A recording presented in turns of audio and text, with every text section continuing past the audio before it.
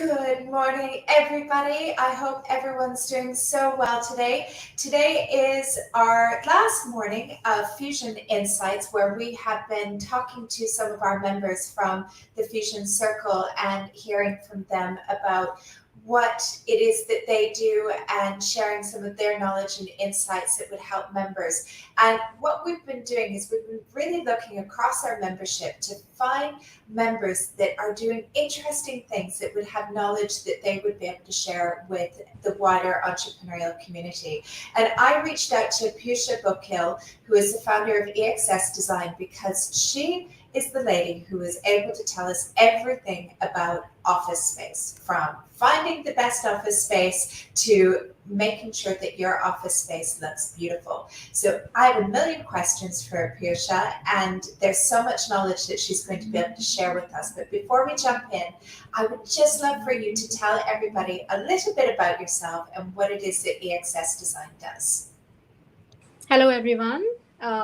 This is the first time I'm doing this with Female Fusion, but I'm very happy to be here this morning. My name is Piyusha Bokil. I'm an architect and interior designer. I've been doing this for 15 years, and this is something that I can talk a lot about. Very passionate about it. It has been my childhood passion to have my own studio, and it's been 2 years for EXS Design. And I think I've been a year with Female Fusion, and I'm very happy to be here. Yes. Absolutely. And do you know, I've noticed you're on fire lately. So the thing I love about the Fusion Circle is we have a separate Facebook community where our members go and share kind of like successes and talk about things that are going on. And it seems like every single week you are just on fire, that there's a new project that you've won or you've just completed or awards that you've been nominated for. Like you're really, I've noticed that your business is really picking up and growing. And it sort of happens like that, doesn't it? That you're now kind of on the 2-year mark, and it seems like everybody is noticing who you are and trying to grab you for their office projects.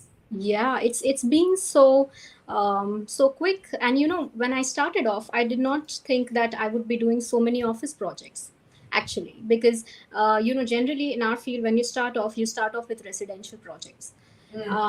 So I did have a lot of residential projects, but being an architect, being from the interior architecture background, I do get a lot more commercial projects, and somehow offices. I think word of mouth, the business has grown a lot more in commercial spaces, and it's. I think I can't complain. So it's been great. Yeah, yeah, sure. That's amazing. And it is also one of the things we've been talking about the past few weeks as well when we've been doing this is also that you need to stay the course. And in the beginning, when you just get started, it's not always easy, is it? And maybe it takes a while to get projects, but I've noticed that it's kind of around the 2-year mark. And you mentioned that the EXS has been going for about 2 years, and it's about the 2-year mark that all of a sudden, you do enough stuff, people start to know who you are, and it's just the recommendations that keep going and going as well.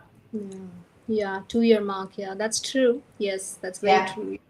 So I guess that's like a top tip for anybody who's maybe getting started in whatever industry, even if it's, you're at the beginning and it's feeling really hard and slow, that I think universally across all of our members, I'm seeing around 2 years is where the business really starts to fly. So you just need to hang on in there. Yeah. I think another thing is, like, generally when my friends, when they are trying to start into a business, you think that if you have a budget, if you have a budget for investment, that's the thing that you need to get started. But that's not true, actually, because when I started as a side gig. I was working somewhere else, and 2014 onwards, I was doing side gigs on weekends. So it's actually your relationships and your passion that will get you more projects, and then Absolutely. of course the money flows in slowly. Yeah. Yeah. Oh, beautiful. Now, okay, let's talk about office space, because if you've never had to find office space before, especially for entrepreneurs when their businesses are growing, a lot of times entrepreneurs start with a virtual office, they're working from home, and then all of a sudden, especially around the 2-year mark, all of a sudden you've got people working for you and you need to have a space for everybody to go. talk me through the process and what companies need to think about when they're looking for space for their office. Okay, yeah, that's a very good question, because the first step towards having a nice office is, of course, getting a good office. So some things are a given, like have an office space which has good light and ventilation, and it's very easier said than done, because in Dubai a lot of spaces actually don't have good light and ventilation. Some of these small offices, but I would say even if it's a small office, look for some natural light that's coming in.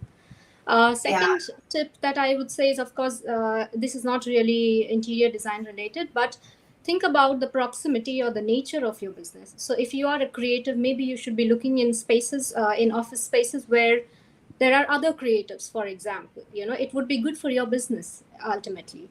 Another tip that I would like to give is try to not have too many columns into your office spaces. Like yeah, there are some, yeah, because they can be really weird, they can be, and everybody yeah, likes to have this lovely office, open office and things like that, and then you've got these really ugly columns in between. So try and work with a space which is, I'd like to share, it's technical, but there is something called as golden ratio. So golden ratio is the ratio of length to width is 1.61. Yeah, it's very ideal, but try to have a nice rectangle or square. And of course you've got weird spaces, but then that's what we are for. But try to yeah, have as good space as possible. Another thing which is not seen very often is think about or talk to the building management. It's very important, because you yes, need to negotiate a good fit out period if you want to have a good office. You need to talk to them about what is their process for a tenant moving in, if it's a rented space, or even if you're an owner. You need to yeah. speak to the building management and see what their rules are for this particular purpose. Yes. And So especially if you've never had an office space before. And I'll hold my hand up. I've had four in the past 13 years in the UAE. I've had four different office spaces. And when you get your first office space, you don't automatically think about that, right? It's kind of like, yes, I've got enough money, I've got enough of space, and you move in, or you start working on the fit out. And it's these little things like that that if you don't know, you don't know, and you don't ask the question. And that is so important that you find out, because if it's a really difficult building management, and I've heard this from members before as well, that they have struggled, and I'm sure you've seen this in projects you've done, yeah, they've absolutely. struggled to get permits, they've struggled to get permissions. Sometimes as well, if you're in a free zone, that they might have a certain body that does inspections, and they might only have a few people that do it, and so it might take months to get your inspection done. And meanwhile, you're sitting around waiting with office space that you paid for, you've done a fit out, and you're not able to take use of that office as well. Yeah. Another thing is, to negotiate a good fit out period. So, for example, some of my clients, they are smart, they are very seasoned entrepreneurs. So they negotiate like a 2 or 3, even 3 months fit out period. So, what happens is they are able to get the right people on board, and they're able to Yes. negotiate. They have some time to negotiate a good price for their fit out as well. Yeah. So it's very important that you talk about these things, early on. Yeah, and rent free is an important thing that you always ask for when you're negotiating, and you can get more rent free depending upon how long your contract is for as Yeah. well. So if you Yeah. go for 2, 3, 4 years, you can end up getting a much better rent free period as well, or even other Yes, discounts. absolutely. That's true.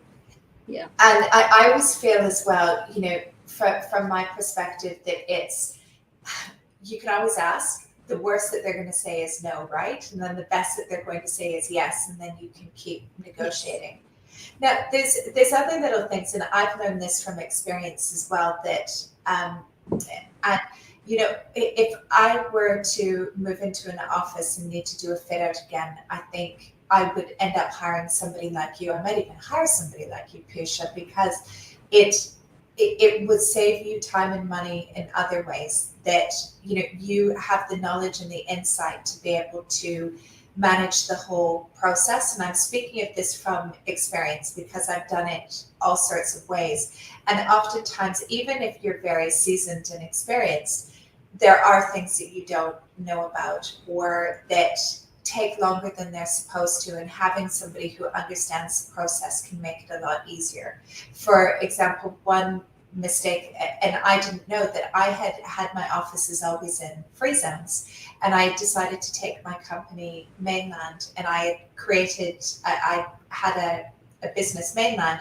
We got like 3,000 square feet, beautiful office, but one of the things that I didn't know needed to be done was I needed to have a 24/7 call box installed in my office.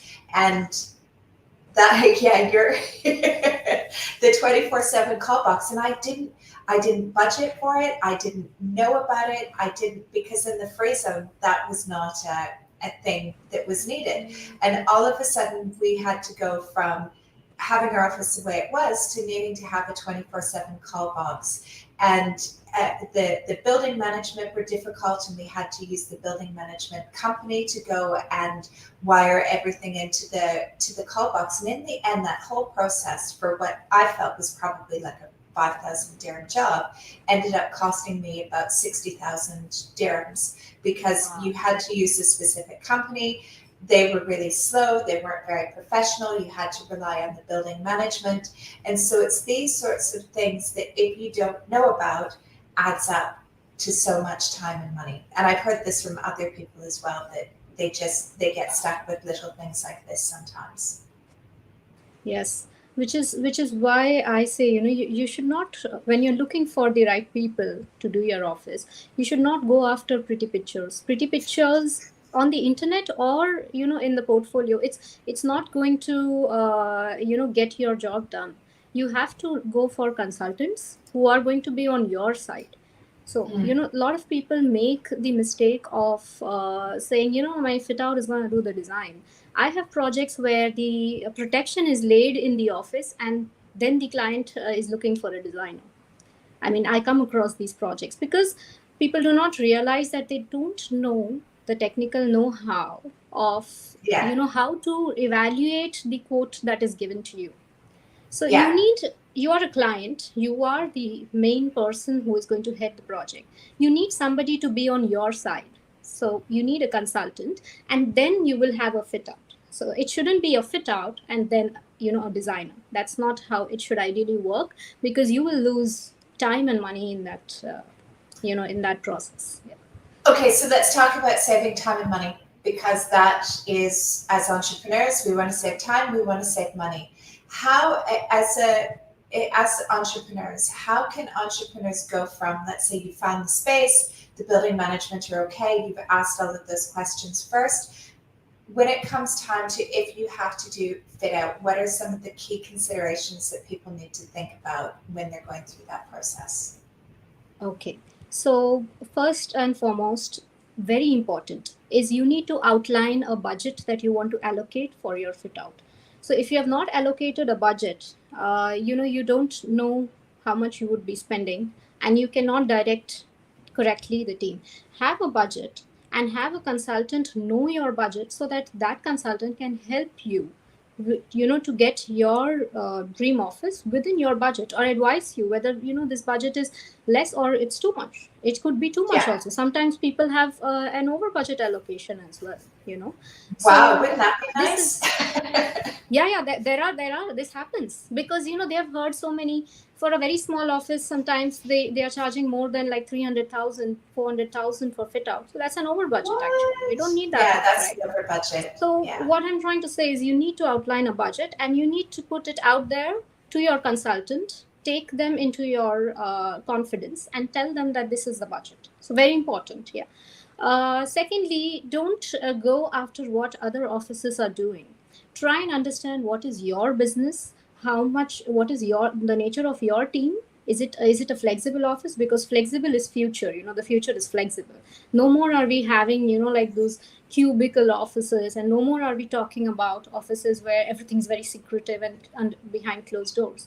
So now offices are more and more opening out. So try and understand, if is your staff going to maximum work from home? Are they going to be working in 2 days a week maybe? So you need to factor in all of these things while doing your fit out. Yeah. So do you really need those partitions? Do you really need those partitions to go up till your ceiling? Do you really need to take those approvals? So these are the thoughts that you need to consider while you're doing the fit out. Okay, I Yeah. have a question on approvals because this is something that will add time to your whole project if you need to get approvals. Can you explain to me about what sort of changes or renovations you would do that would require approvals? And by that, I mean municipality approvals, because there's certain things that you can do in your office, and I think this goes for across the whole country, that there's certain things you can do in your office that maybe you just need to get building management to approve. But then there's other things that you can do to your office, like maybe knock down walls, maybe extend things up, that require bigger approvals. So you would need it from certain parts of, Dubai government or Abu Dhabi government or Sharjah, wherever your office space is. Could you explain to people what the difference is and why that makes a difference when you're thinking about office space and what kind of renovations you're doing? Okay. So whenever a renovation is involved, if there is MEP involved, we call it MEP, which is mechanical, electrical, and plumbing. So mechanical is all the AC and vents. Electrical is all the your lights. Of course, that's understood. Yeah, and plumbing is all the waterworks. So anytime you want to add maybe a sink, you need to take an approval. Anything which is related to MEP is going to be more time taking, right? Mhm. Anything which is going to be a part of knocking down maybe a concrete or a proper office partition, which is like a leasing boundary, that is going to of course be more time taking. But if you want to involve in renovation which is less time taking, think about ideas like very flexible offices. Look at what you can do maybe with movable screens. Look at what you can do maybe with removing some of the offices have really awful and very outdated glass stickering. Maybe you remove that That can glass be done. stickering. Yeah, so these things are very less time taking. Maybe you change the Yeah. flooring. Maybe you even opening out the ceiling, we did in one part because JLT has these grid ceilings and the ceilings are awfully low. So in one office we did open it out, but then they said that's major works because the sprinklers had to be brought down. So when the sprinklers had to be brought down, it's again MEP. So when it is MEP involved, it's going to take time, It's but expensive. that's why. Yeah. And it's expensive because you need to use the building management's guys to do even the fit out cannot do these changes.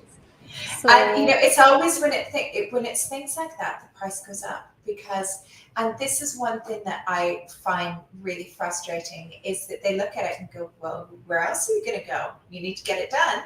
And so oftentimes the price is more than what the market is, yeah. which is frustrating, but you have no other choice. So I guess that's deciding if the renovation that you're going to do is really worth doing that for the hassle of the extra permits, Yes. the building preferred company, all of that sort of stuff as well. Yes, that is why like we have few projects where the client says, do whatever you want to do, but don't involve us into any approvals. So we are like, okay, sure. Then that's where the creativity and knowledge and those things come in. But even if it's a small office, anybody can also think about these things and find out about these things. And if they want to try and do on their own, I would say try and avoid these things so that Yeah. you will have lesser time.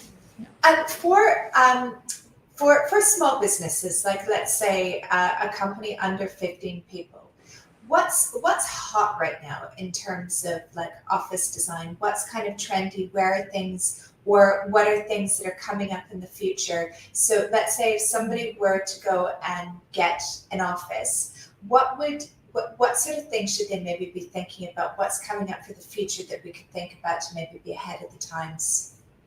Right. So what's hot, like I said, now more and more people are working extremely flexible. The boundaries between your home and an office have merged. I've seen offices where it doesn't even feel like an office because you try and make it That's so our homely. office. Yeah, exactly. That's You our know what I office. mean.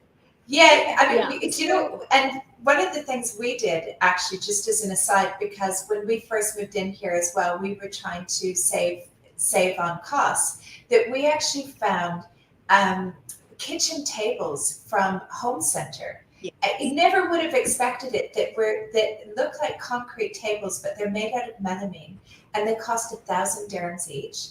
And it fits 8 people around the table. And we were like, this is great for a meeting table. And then they had matching chairs that are more comfortable than office chairs. I once went out and spent like over 2,000 dirhams a chair in my previous renovation, and I got 20 of those chairs. And I got these ones from Home Center for 200 dirhams, and they were more comfortable. Yeah, And you know, that's what. Yeah. that's that's what it is. You want it to be comfortable, So right? yeah, so open offices are really hot right now, considering you are not anymore being secretive about your business. But having said that, there are situations many a times that you have to take some calls, right? So phone booths are trending like anything. Oh Phone booths yeah, with the ones, and you can have two people phone booth, so you can have a single booth. Almost every office project they ask us for this, and we also suggest this. When everything is open, you need some space to take your yeah, calls. Yeah. So this is also hot right now. Having When it comes to the ceiling, being creative has become, being open ceiling is, everybody is now doing it. And there's a reason to it, is because it increases the height of your space, and also it gives you a lot more flexibility to play around with hanging lights, hanging planters, a lot of mm, various elements like that. So yes, partitions are out, but definitely movable screens are in. So what you can do is, you can have a meeting room which has got like movable screens, and then once that screens opens out, you have a larger collaboration space, or a, like an event space okay, inside your office. So yeah. all these are, future is flexible. I keep saying that. Yeah. Yeah, and by movable screens, do you mean just something that, like, is it kind of like what they have in hotels where, like, the wall opens and closes so it's still soundproof, or is it more like you just move in the screen but then you can turn it the both other way? types both types. So we even did some DIYs. We got these acoustics, we made these acoustic screens with casters, the wheels at the end, so they Yeah, could yeah, literally partition off some spaces when there are meetings, and then stack in the corner when it's not there. And also the ones which you're talking about, where it's like a fixed frame where the screen moves and you open out. For example, you open out a kitchen to a living room. So okay. these kind of elements that retain the flexibility are in, and you should be doing that. Storage planters are a big thing now. Rather than just having just boxes with plants, you can have storage underneath and then plants on top, which adds a very nice element rather than creating a dead storage space. So Yeah. getting creative with these things is definitely trending, and I think Ooh. it's for the good. Yeah.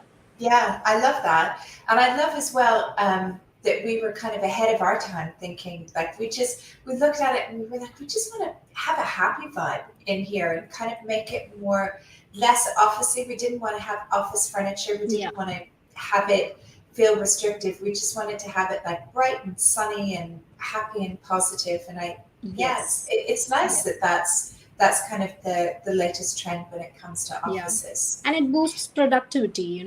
You can see it. You will feel like your team is hanging around a lot more, when these Yeah. elements come in. Yeah. Excellent.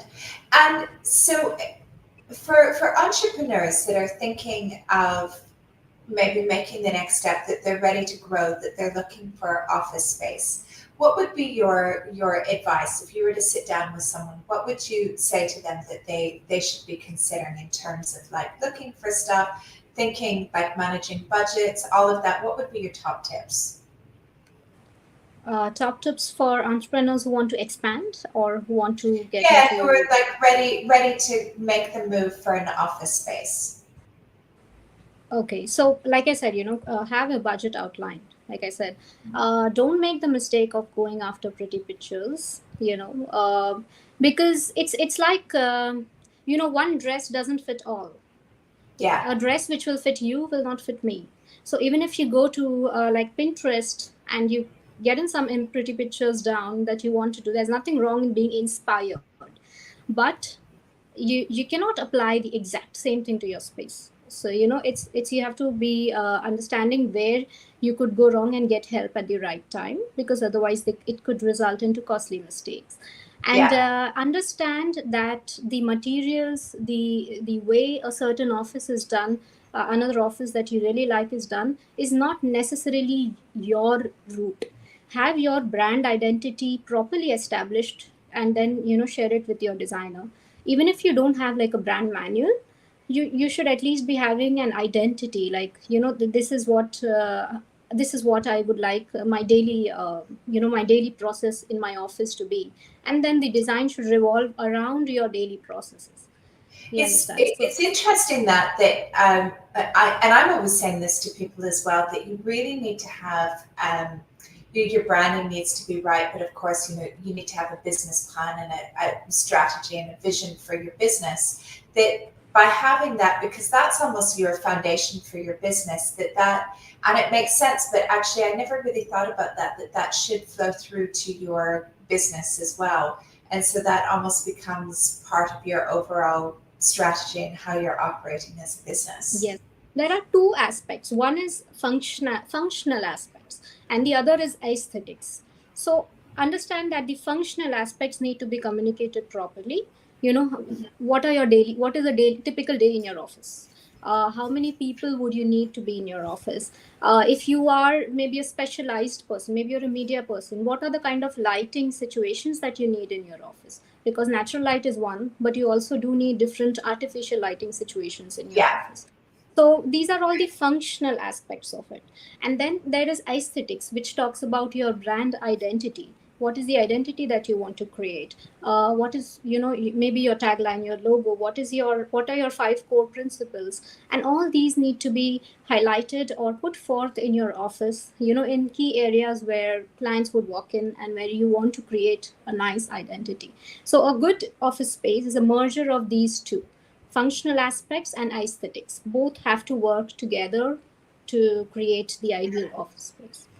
Interesting, functional and aesthetic. I really like that. Yeah. I've actually learned even more about office space. I think this is one of the things with office space, that when you're ready to go for an office space, it really shows that your business is growing, right? And something is good. And it's Yes. quite a special thing for a small business to all of a sudden go from, using co-working spaces and things like that, or working from home, to all of a sudden have a home for their business, and to be able to really think about what that's going to look like and how it's going to work Yes. for you and the team as well. Great Yes. advice. Yeah. Amazing. Oh, another thing is, do forecast like a time frame that would be taken. So do ask your consultant, your fit out, about the time frames. Very important. I had a client who told me that in JLT he got someone to do it, and then he was away doing his other businesses, and the person didn't took like 6 months, 6 or 7 months for fit out. What? Oh, No, seriously, and he was paying the rent, by the way. So yeah. there can be situations where the time and budget is not communicated properly. There can be situations which can be really go downhill for you. Yeah. I found when I was doing my big office renovation, and I really pushed the builders and the team that were working on everything, that I had an outline of exactly what the work schedule was, and had deadlines for when everything was going to be done. And I Yes. found that actually worked really well, because it kept them accountable, that they knew. And I was looking at it because I also had a deadline, I told them that I had to be in 2 weeks earlier than what I did, because I knew it probably would run over a little bit. But I was basically like, here's the deadline, this is what you're agreeing to, and we're going to make sure that you're doing this every single week. And that really helped as well, because it was clear, and that they did know that I had that deadline. So we were able to Right. finish on Yeah, time as asking well. for a project program. Yes. Yeah, so get that outline done. Now, Yeah. you've been in the Fusion Circle now for, I think, over a year now, haven't you? Yeah, I think yes. Yeah, Yeah. about a year. And Yeah. how have you found it? Oh, it has been really great. Like, honestly, when I joined, I was not expecting much. Myself being an introvert, when I started off, I was like, yeah, let's give it a try. It's okay. And then I realized that there's so much value that it's through collaborations. You also can ask questions and get the right support at the right time. You have there's like a sisterhood, like, because if you can share your challenges, which not every day your friends or your family will understand, because maybe they are from a different field, and of course everybody at Yeah, Female Fusion is from a different field. But I think the journey of entrepreneurship is common for no matter what business you are doing. So yeah. I find it quite nice, like, to interact with different ladies who are really intelligent and talented, and also passionate about what they are doing. And I really love to be there at the events, and also look at all the informative sessions, because there are some aspects of your business which you may not know much about, like, for others maybe it may be design. For me it is operations, it's finance, it's accounting. So all of these things I have found support in the group, so definitely it has been great. Yeah. You know, you're gonna love it in July. We are having a whole month on operations and systems and Oh, automations I'm then. gonna. Yeah. Although I don't enjoy it, yes, but at least yes, definitely. Well, We are gonna. we'll make it fun. There's going to be some fun bits as well. But I would love to know, what is your, if you could choose one thing, if you could say one thing that's your favorite, what's your favorite? I love hearing what different people say they love, because it's always different. Oh, what is my favorite part about Female Fusion? Yeah, About the Fusion Circle, yeah. about about the Fusion Circle. Yeah. Um, that's a tough one. I have a tie between Coffee Connect and informative sessions. Coffee Connect for just chilling out, and then informative sessions. Yeah, that's what. So, and it's interesting you say that, because I know you've said to me a few times as well that you're an introvert, and a lot of entrepreneurs are, and they're like, ugh, networking, don't like Yeah. it, feel super uncomfortable. But the Oh Coffee yeah. Connects aren't like, well, none of the events are like that. Even when we have people speaking or networking, it's never weird, is it? It's not really It's awkward at like a all. break for me from my busy schedule. I it kind of like I treat myself to a Coffee Connect sometimes, so I like Uh, it. Yeah. Well, you'll have to. We're doing Coffee Connects once a month in Abu Dhabi as well, so you have I to know, come. I know. Join. Do you know? And it's a lot of people are like, "Oh, Abu Dhabi is so far from Dubai," and but we went to Abu Dhabi yesterday, and it took an hour, so it was only an Yeah, hour. It wasn't even that bad. You just yeah. need to have the green Al Hassan app pass, and we had about 30 women in Abu Dhabi, and it was just the nicest, the nicest group of women entrepreneurs. And after we left that as well, we said, that's it. Every month in Abu Dhabi, and we're going to try and bring some of the entrepreneurs from Dubai as well, because it is Ah, sure. a different Yeah, uh, a different group of entrepreneurs to meet in a different market, and it's really interesting to be able to see sure. that. I And then am we have to planning to drive. join maybe the next one. Yeah, because Yeah. we are doing two projects in Yas Creative Hub, Ah, so okay. which is in Abu Dhabi. So definitely, I Yeah. think I'll schedule my site visits that way. That I'll be Amazing. able to. Is Yes Creative Hub, is that the new home of 2454 in Abu Dhabi? That's correct. Yeah, we are doing Acorn strategy over there, and we Yeah. will also be doing. There's another office which we'll be doing there. Yeah. Amazing. So Oh, that's so good. Well, I'm so grateful for your time this morning, and also for you sharing your thank insight, you. because this is so important for us as entrepreneurs to get right, and you don't automatically think about it. And it's not until you've gone through the whole process that you learn, and to be able to have someone like you share their insights is so valuable. So thank you for your time on that. And also as No, well, thank you thank for you for having being me.